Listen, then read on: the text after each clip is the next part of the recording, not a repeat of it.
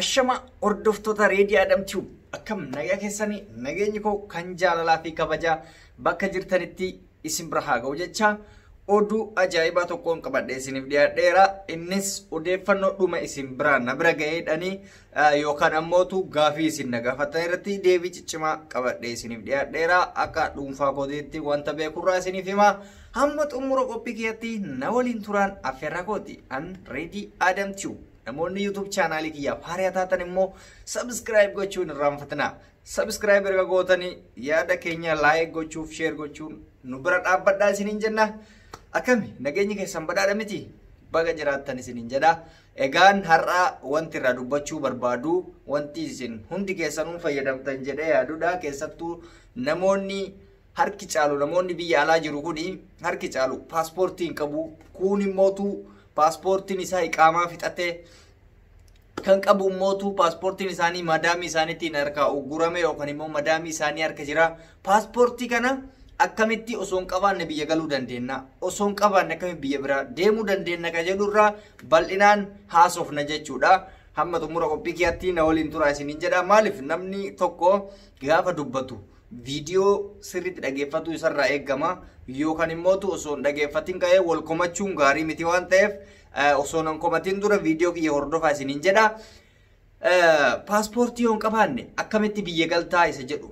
Namni paaspoortii qabaatu baate namni biyya baasaa inuma gala. Hanga feetellee waan feetellee yoo taate biyya kee inuma galta. Garuu biyya biraa deemuun xiqqoo hin ulfaata jechuudha.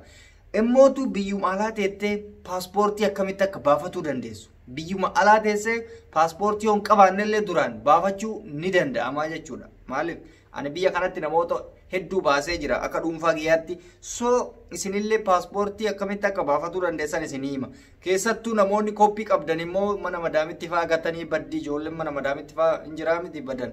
Waa tokko rakkina hin qabu. Birrii baasuu si barbaachisa malee inuma ba'a jechuudha paaspoortii noormaalli. Inni jalqabaa maalirraa eegallaa namoota paaspoortii isaanii mana madaamitti gatanirraa hin eegala. Paaspoortii mana madaamitti gattee yoo galtee jette galuudhaaf yookaan biyya biraa deemuudhaaf paaspoortii yoo si barbaachise akkamitti akka baafachuu dandeessu ni jira jechuudha. Haala salphaadhaan keessattuu yoo akka tasaa kooppii qabaatte harkaa. Kooppii isaa yoo qabaatte yookaan immootu lakkoofsa koodii qaba beektanidha wannoon kun. Koodii paaspoortii qaba. Koodii paaspoortii namni beekte yoo jiraatte waa takka mallaqa xiqqaadhaan $50 qofaan paaspoortii kee deeffattee harka kee galfachuu dandeessa jechuudha. Innis karaa fagoo deemtee dallaala wanni addaati miti wanni si gaafattu.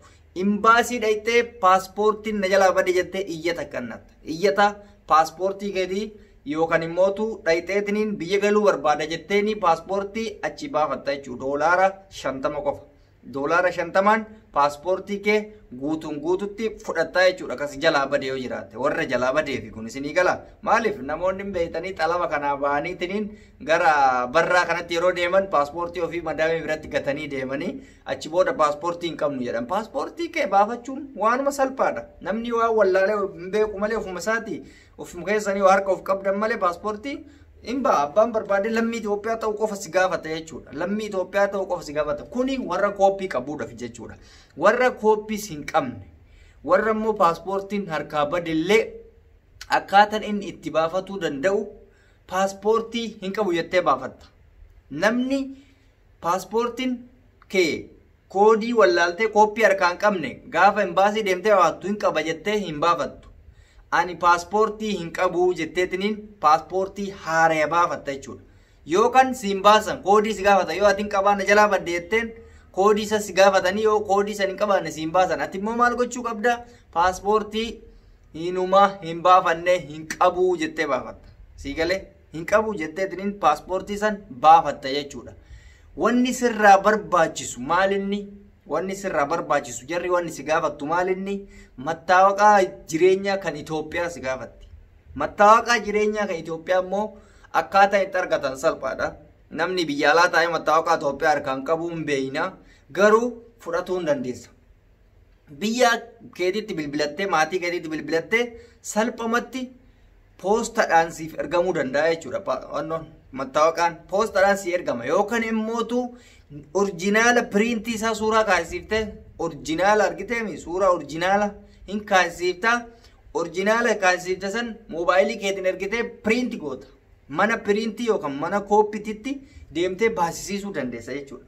Sini gala mana kooppii waraqaa kooppiitti godhan kanatti saayizii kanaan akkatti baafachuu barbaadu jettee hin baafatta. Erga baafattee mooda haala tuulii imbaasii dhayita. Imbaasiin si gaafata $90 haaraya namni baafatu $90.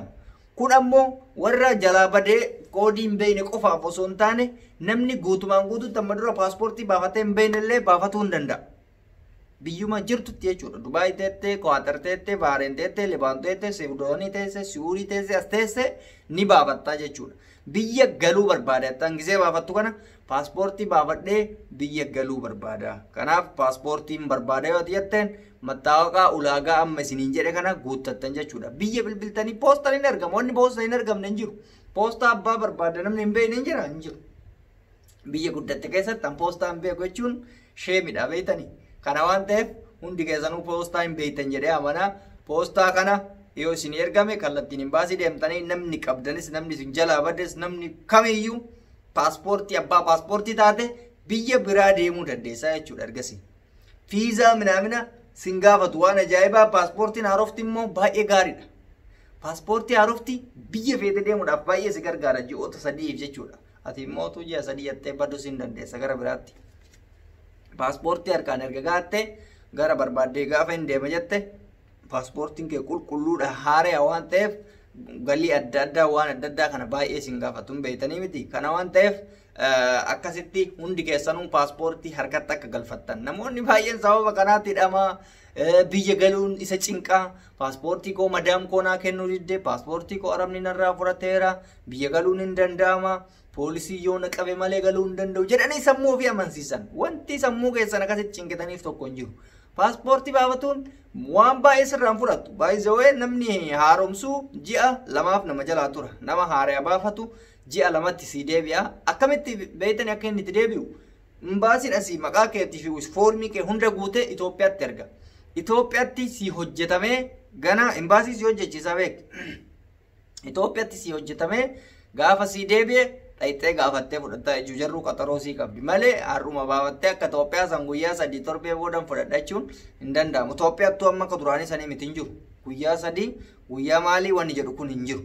Isinii galee kuni waan ji'a 2ti. Warri immoo inumaayyuu hin qabne isiniin jedhe kuni ji'a hanga 3 isin harkaa fudhata. Ji'oota 3 turuu danda'a. Isin wasaanyiin isinii bahuudha malee moomaa rakkina hin qabu waan ta'eef irra hin kaa'atinaa jechuudha. Kanaaf wanta isin sammuu keessan dhiphistaniif tokko hin jiru kallattiin furmaata isa kana jechuudha. Nama baay'eetu waan kana na gaafate beektanii namni hedduu paaspoortii hin qabu paaspoortii koo madaamiin koo naa kennuu diddee ani immoo gaafa biyyaa bahu taaribaan biyyaa bahee na jalaa badee mana xalabaatitti gatee badee alaan jira mana jedhan hooma tokko rakkoon qabu kuni maalati bar Itoophiyaa ta'uun kee erga beekame paaspoortii namni nama dhorkatu hin jiru baay'isawee. Abbammaan fedhe lammummaa Itoophiyaa erga taate lammii ta'uu kee bicha mattaawaqaa si gaafatan malee sanirraa gaafe wannummaan nama cinqu tokko hin jiru jechuudha. Sinii galaa miti. Kanaaf itti fayyadama waan kana sirriitti hundi keessanuu itti fayyadama. Wanni kaasuu barbaadeef maaliifi ijoollee biyya biraa deemaa jiru kanatu beeytanii namni hedduu sababa paaspoortii hafee ganaa biyya gallee biyyarraa baafannee achiin deemna jettan. Maaliif wacii hagana ga'u kana baastan? Maaliif wacii hagana ga'u kana baastan?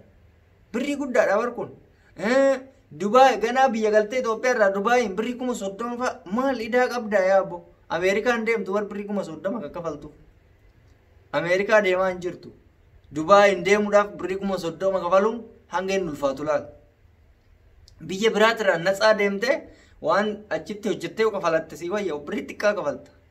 Birrii parsantii xiqqaa kafalta. Kontiraata faa yoo deemte, xalaba faa yoo deemte.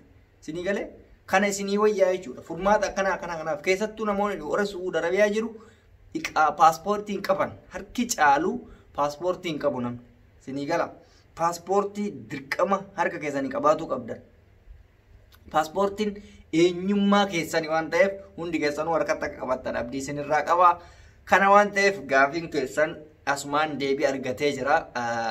Kuni waan isin na gaafattan irraa isiniif deebise. Namoonni baay'ee waan na gaafattanii turtiin har'aaf qabu kana fakkaataa waan isin dhibe koomentii jalatti barreeffadhaa anatu koomentii jalatti riipilee isin deebisaa reedii adamchuu namoonni YouTube chaanaalii kiyyaaf haaraa taatan ammas irra deebi'ee subscribe akka gootan isin gaafadhaa isin jaalladhaa isin kabajaa ilmaan ayyaa fayyaanaa ta'a.